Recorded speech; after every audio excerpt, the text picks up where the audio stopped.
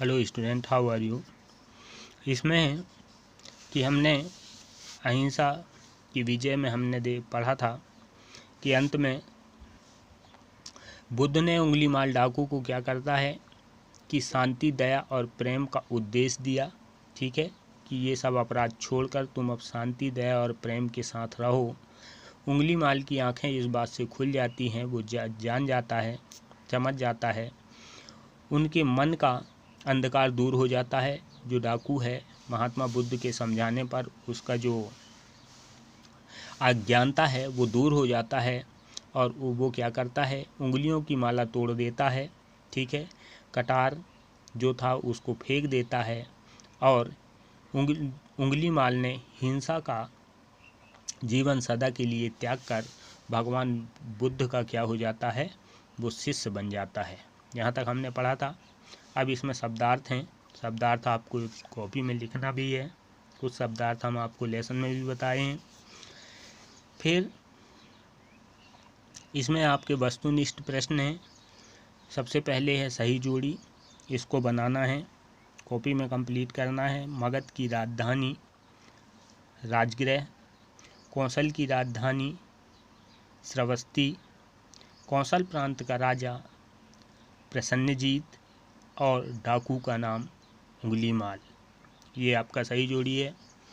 फिर नीचे दिया गया है, दिए गए विकल्पों से सही शब्द चुनकर रिक्त स्थानों की पूर्ति कीजिए।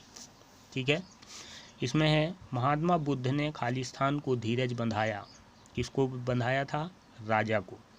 ठीक है, उंगलीमाल खालिस्तान डाकू था। क्या था? भयंकर डाकू था। महात्मा बुद्ध ने उंगलीमाल डाकू से खालिस्तान कहा। महात्मा बुद्ध ने उंगलीमाल डाकू से क्या कहा? प्रेम पूर्वक। ठीक है,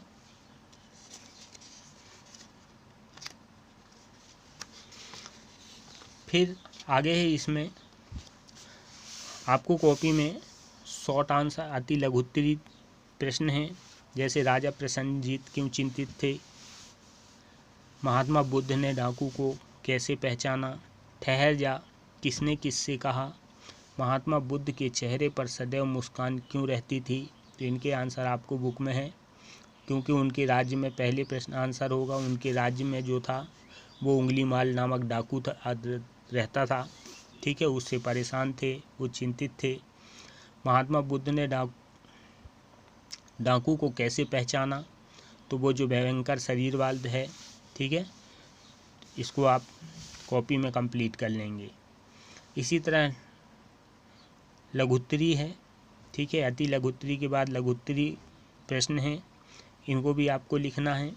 फिर भाषा की बात में हम देखते हैं, बोलिए और लिखिए, इनको हमें रिपीट करना है, लिखना है। प्रतिभा, त्राही, युक्ति, निशस्त्र। ठीक है, ये हमें बोलना भी है और लिखना भी है। सही वर्तनी पर गोला लगाना है। इसमें जैसे प्रसन्न, जो बहुत सारे शब्द लिखे हुए हैं, तो सही शब्द है ये है प्रसन्नजीत। ठीक है, यहाँ पर सही शब्द है वर्तमान। फिर निम्नलिखित शब्दों का वाक्यों में प्रयोग करना है। आपको इन शब्दों का वाक्य बनाना है, इन शब्दों का प्रयोग करते हुए वाक्य बनाना है। विपरीत शब्दों को जोड़कर जोड़ी बनाना है। विलोम शब्द जिसको हम बोलते हैं विपरीत शब्द हैं, इनका सही जोड़ी बनाना है। तो इनका सही जोड़ी होगा जन्म, मरण, सुखी, दुखी, हिंसा, अहिंसा, सरल, कठिन, शांति, अशांति। ठीक है, ये हो जाएगा सही जोड़ी। फिर समानार्थी शब्द पर गोला लगाना है, जो समान अर्थ दे रहे हों इन शब्दों के, जैसे पेड़, राह, आँख। अब इनमें से सही शब्द क्या होगा, वो सही चिन्ह लगाना है, गोला करना है और लिखना भी है। पेड़, इसको हम वृक्ष कहते हैं। राह रास्ता होता है। ठीक है, और आँख नेत्र होता है। ठीक है, तो ये आपको कंप्लीट करना है।